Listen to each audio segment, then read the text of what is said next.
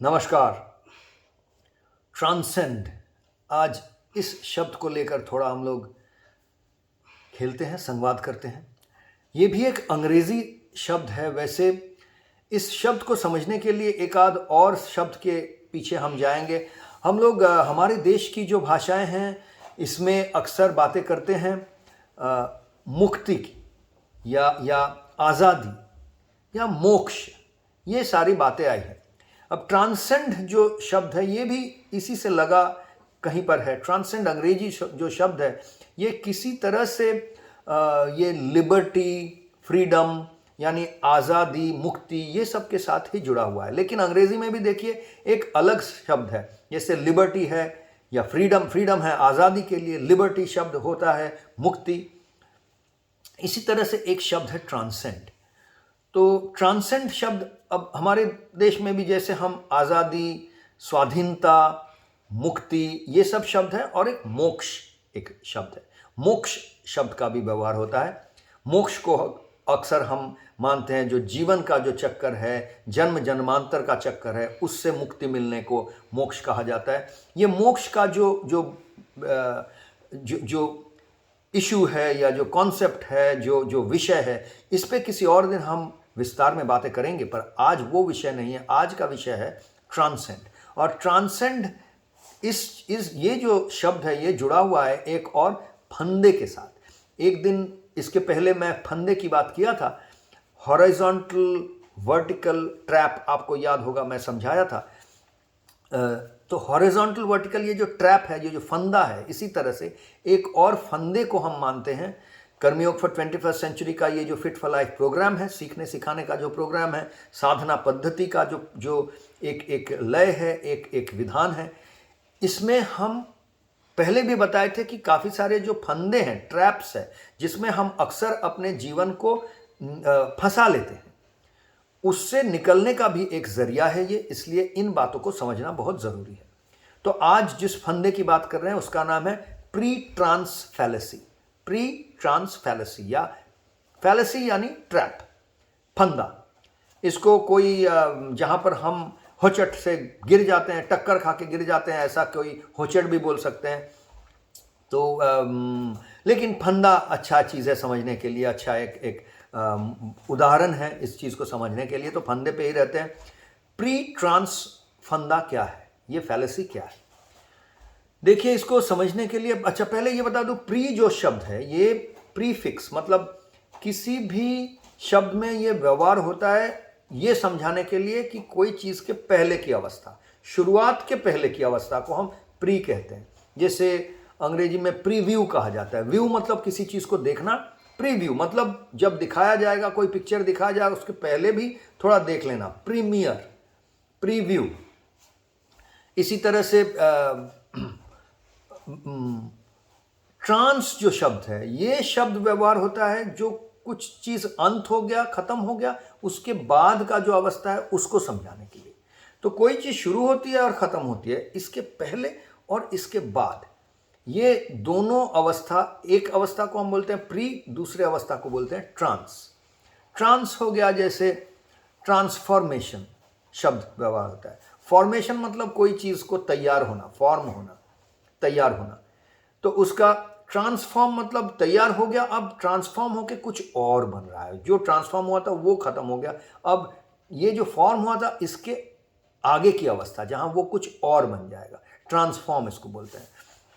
तो इसी तरह से ट्रांसेंड एक शब्द है, ये ट्रांस जो है ये इसी तरह से व्यवहार होता है कि ट्रांस रैशनल, रैशनलिटी एक शब्द है, रैशनल।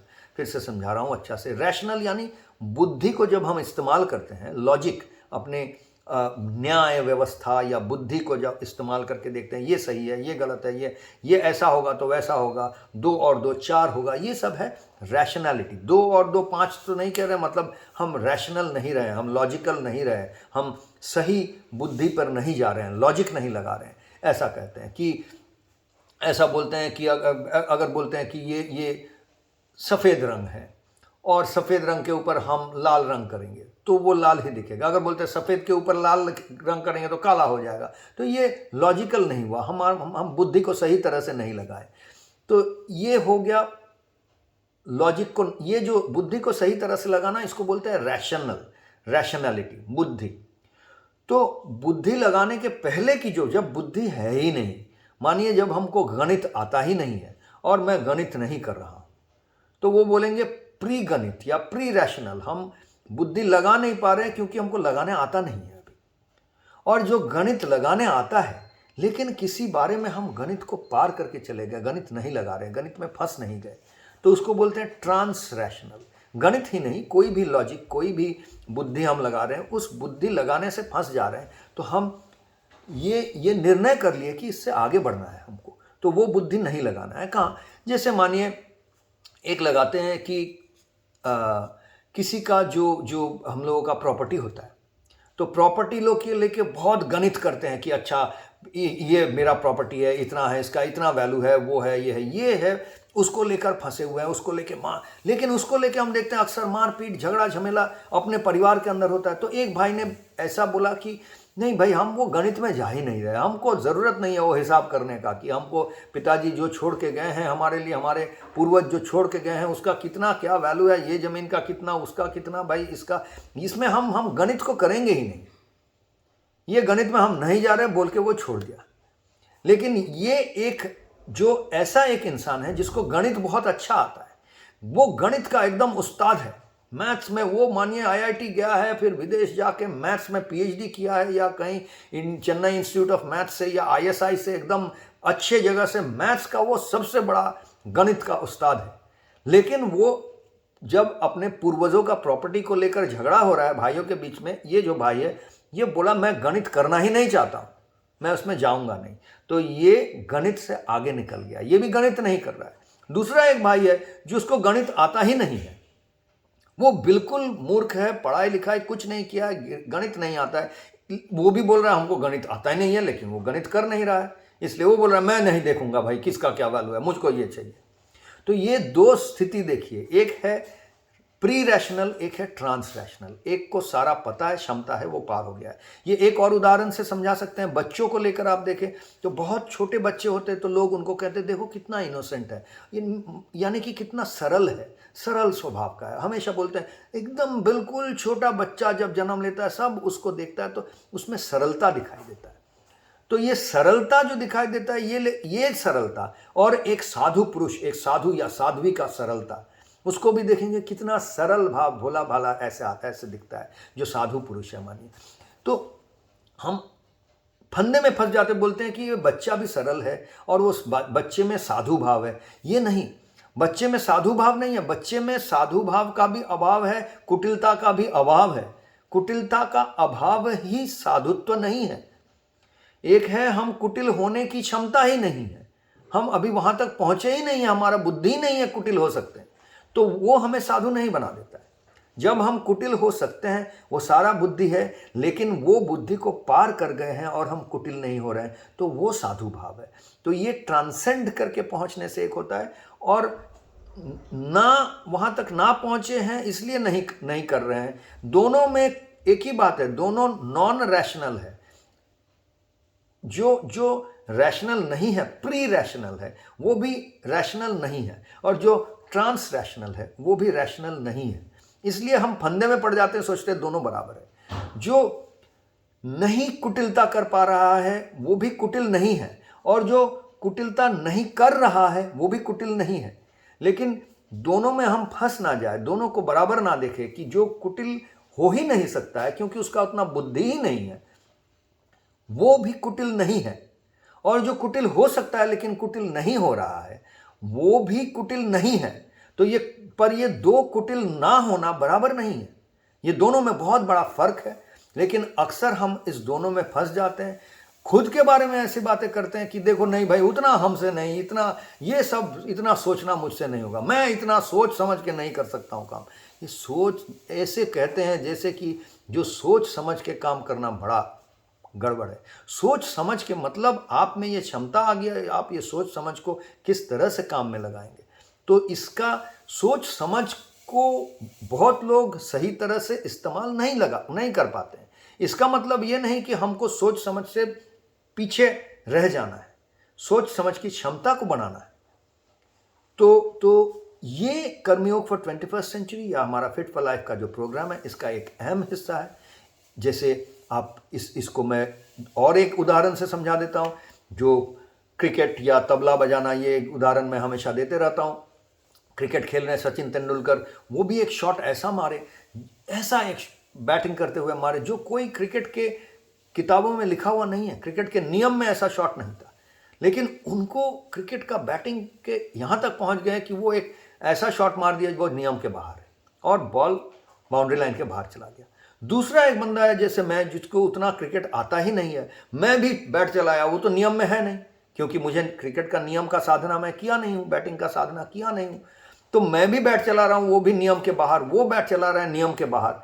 ये दोनों बराबर नहीं हो सकता है, क्योंकि वो सब नियम जानते हैं, नियम जानते वो नियम तोड़ के एक ऐसा शॉट खेल गए, और मैं भी नियम तोड़ के खेला, शायद मेरा बल्ले में बॉल लग भी गया और बॉल बाउंड्री लाइन के बाहर गया, ये हो भी सकता है, फिर भी ये दोनों बराबर नहीं हुआ।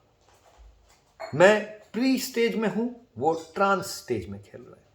तो ऐसी तबले में भी हो सकता है कि वो तबला जाकिर हुसैन ऐसा कोई बोल बजा रहे हैं जो कहीं पर लिखा नहीं है, कहीं वो किताबों में नहीं है, जो नियम के बाहर है, लेकिन वो नियम रचा रहे हैं, अब नियम बनेगा। लेकिन मैं बजा रहा हूँ तो वो नहीं हूँ, मेरा ताल कट रहा है, मैं भी नियम में ना बजाना। अब आप बोलेंगे कि नहीं उतना नियम श्याम हमें नहीं। अगर आपको साधना करना है, तबले में से आपको सत्समंगल में सुंदर की लहर को लेके निकालना है, तो भाई आपको वहाँ तक पहुँचना है। पहले आपको सब सोचना, समझना, जानना, साधना करना है, फिर उसको पार कर जाना है, उसमें फंसे नहीं रहना है।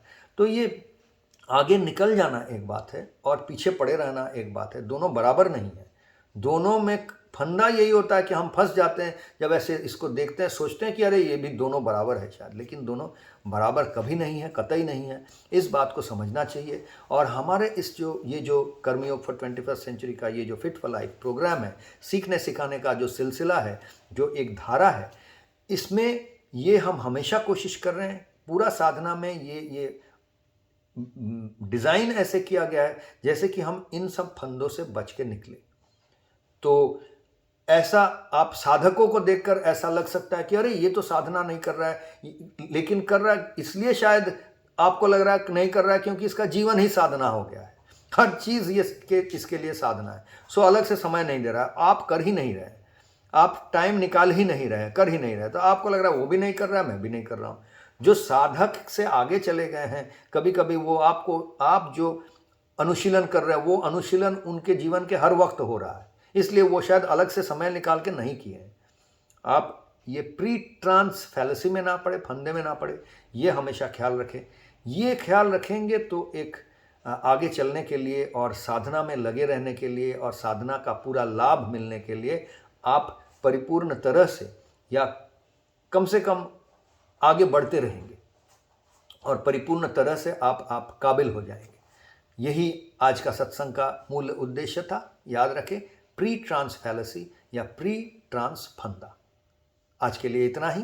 नमस्कार।